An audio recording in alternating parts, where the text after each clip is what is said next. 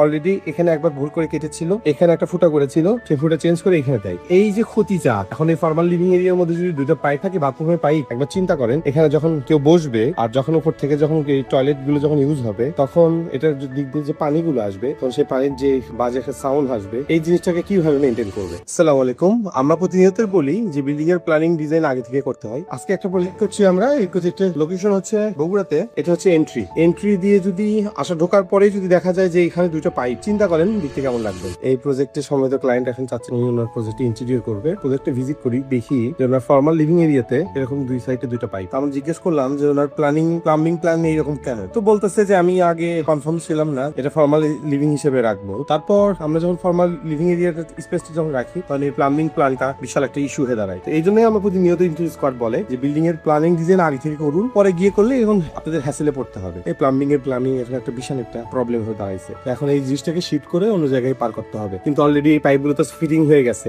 এই পাইপগুলো কিন্তু চেকও করা হয়ে গেছে যে পাইপটা ঠিক আছে কিনা। এখন এটা কন্ট্রাক্টরেরও অনেক টাকা ক্ষতি হয়ে যাবে, মালিক পক্ষেরও এখন অনেক টাকা ক্ষতি হয়ে যাবে। যাই হোক, এই প্ল্যানটা যদি আগে থেকে করতো এই ফ্ল্যাটের মালিক, তাহলে কিন্তু আমাদের এখন এই জিনিসগুলো, এই পাইপগুলো কিন্তু এখানে দেখা যেত না। আমরা তাহলে প্লাম্বিং এর প্ল্যানটাকে শিফট করে অন্য দিকে নিয়ে যেতাম। সেই জন্য আমরা বলি আগে থেকে প্ল্যানিং করলে এই ক্ষতিগুলো আর হবে না। তো আপনারা যারা বিল্ডিং করতে চাচ্ছেন, যারা বিল্ডিং করার পরিকল্পনা করছেন, আমিও মনে করবো তাদের জন্য বেস্ট চয়েসটা হবে ইন্টেরিয়র স্কোয়াড। বিকজ ইন্টেরিয়র স্কোয়াডের কাছে একসাথে দুইটা সলিউশন আপনি একসাথে পাচ্ছেন। বিল্ডিং প্ল্যানিং ডিজাইনের সলিউশনটাও একটা ফ্লোরে পাচ্ছেন, আরেকটা হচ্ছে যে ইন্টেরিয়রটাও কিন্তু পাচ্ছেন একটা ফ্লোরেই। সো এখানে কিন্তু আপনারা সুন্দরভাবে একটা ব্যালেন্সিং মেনটেন করতে পারবেন। So thank you so much. Interior স্কোয়াডের পাশে থাকবেন, ইন্টেরিয়র স্কোয়াডের জন্য দোয়া করবেন।